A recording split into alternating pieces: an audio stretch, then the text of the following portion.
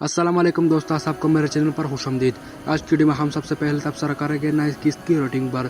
इसके साथ ही हम बात करेंगे फातिमा खातून की एंट्री के बारे में जो आने वाले एपिसोड में होने वाली है। नई फातिमा खातून को ट्रेलर में देखा गया है और इसका किरदार के लिए इसी अदाकार का इंतखाब किया गया है जो बारबारोस ड्रामा सीरीज में एक जबरदस्त जंगजू मरियम का किरदार अदा कर चुकी है। मोहम्मद बुज़दाक के ये वाकई एक शानदार चॉइस है फातिमा खातून के किरदार के लिए। आगे चलकर हम इसके बारे में मज़ीद तफसीलात से बात करेंगे। और हाँ, लिया क्रिस्टन यानी पुरानी फातिमा खातून के मुतालिक खबर यह है कि मोहम्मद बुज़दाक के साथ ईद के मुज़ाकरात कामयाब नहीं हो पाए और उन्होंने कोल शुरहान ड्रामा सीरीज में काम करने से इनकार कर दिया क्योंकि वो पहले ही किसी दूसरी सीरीज के साथ मुआहदे कर चुकी थी।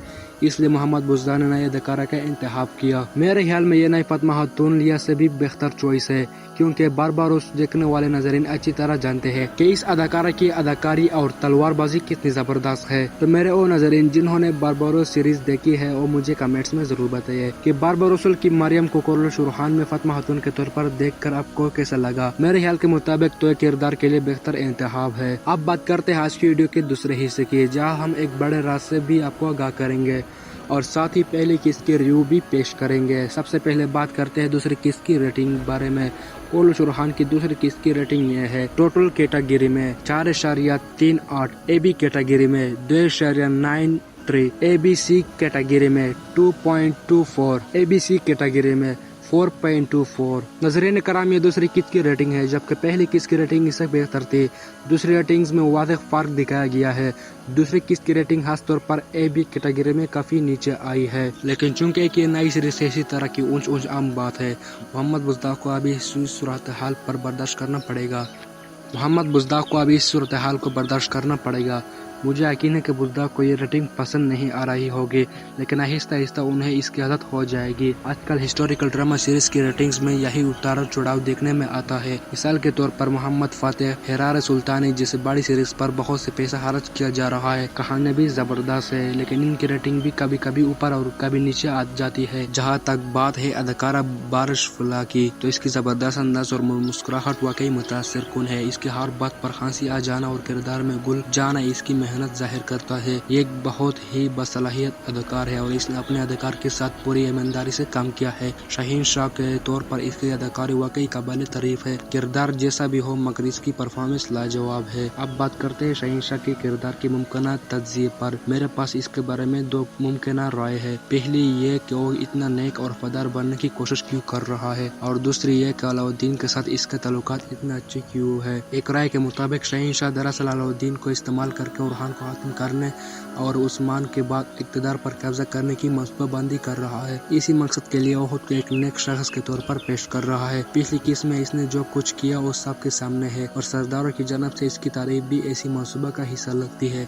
ऐसा महसूस होता है कि वो चाहता है जब उस्मान गाजी का इंतकाल हो तो सरदार खुद इसे तख्त पर बिठाए, क्योंकि उस्मान गाजी साहब बीमारी में मुब्तला है। लिहाजा वो पहले अलाउद्दीन को अपना करीबी बनना चाहता है, फिर किसी तरह बुरहान को खत्म कर दे और आखिर में अलाउद्दीन को नाअहल करार दे के खुद तख्त पर काबिज हो जाए। मुमकिन है कि आने वाली एपिसोड में वो अपनी बेटी की शादी अलाउद्दीन से करवा दे ताकि अगर वो तख्त पर बैठे तो उसकी कठपुतली के तौर पर इस्तेमाल किया जा सके। हमारे ख्याल में शाहीन शाह का असल मकसद सिर्फ पैसा सलारी हासिल करना नहीं बल्कि वो कुर्दोगलू की तरह तख्त पर कब्जा करना चाहता है। जिस तरह कुर्दोगलू दरगाह शाह उर्तुगल काजी के सीजन में सलमान शाह के करीब हो गया था, वैसे ही शाहीन शाह भी उस्मान गाजी के करीब आ चुका है। इसलिए उस्मान गाजी के लिए इसकी गद्दारी पर यकीन करना मुश्किल होगा। किस्त की शूटिंग भी बाकमाल थी और लोकेशन भी बहुत जबरदस्त थे। किस्त का आखिर में जिस तरह कमांडर फिलियोस के लिए जाल बचाया गया उसी तरह और उसे पीछे हटने पर मजबूर किया गया, वो सीन भी बहुत शानदार थे। बुरहान का बुरहान को वहाँ भेजना, खुद बुरसा में दाखिल होना, संतान में पुंज जाना, फिर फिलियोस के सामने आ जाना और आखिर में कामयाबी से वहाँ से निकलना, ये सब मनाजिर हाथ दिलचस्प थे। फिलियोस को यकीन दिलाया गया है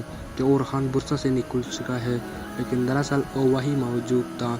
इसने बुरहान को रहा करवाया और साथ ही बुरसा में एक जासूस भी छोड़ा गया। दो मारल और रोहान का खास जंगजू है अभी भी बोसा में मौजूद है। जिस तरह बुरहान ने पहले ही अंदाज में काम कर रहा था, जिस तरह बुरहान पहले अंदर रहकर काम कर रहा था, अब दो मारल बोसा से खबर बुरहान तक पहुँचाएगा। नजरीन करम, आपको आज वीडियो कैसे लगी और नई फातिमा खातून के बारे में आप क्या राय है अपनी कीमती राय कमेंट्स में जरूर बताइए। मेरे वीडियो देखने का शुक्रिया।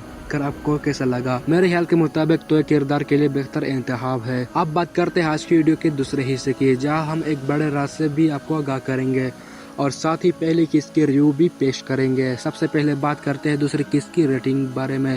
کولوش اورحان کی دوسری قسط کی ریٹنگ یہ ہے: ٹوٹل کیٹیگری میں 4.38، اے بی کیٹیگری میں 2.93، اے بی سی کیٹیگری میں 2.24، اے بی سی کیٹیگری میں 4.24۔ ناظرین کرام، یہ دوسری قسط کی ریٹنگ ہے، جبکہ پہلی قسط کی ریٹنگ اس سے بہتر تھی۔ دوسری ریٹنگز میں واضح فرق دکھایا گیا ہے۔ دوسری قسط کی ریٹنگ خاص طور پر اے بی کیٹیگری میں کافی نیچے آئی ہے، لیکن چونکہ یہ نئی سیریز ہے، اسی طرح کی اونچ عام بات ہے۔ محمد بزدار کو ابھی اس صورتحال کو برداشت کرنا پڑے گا۔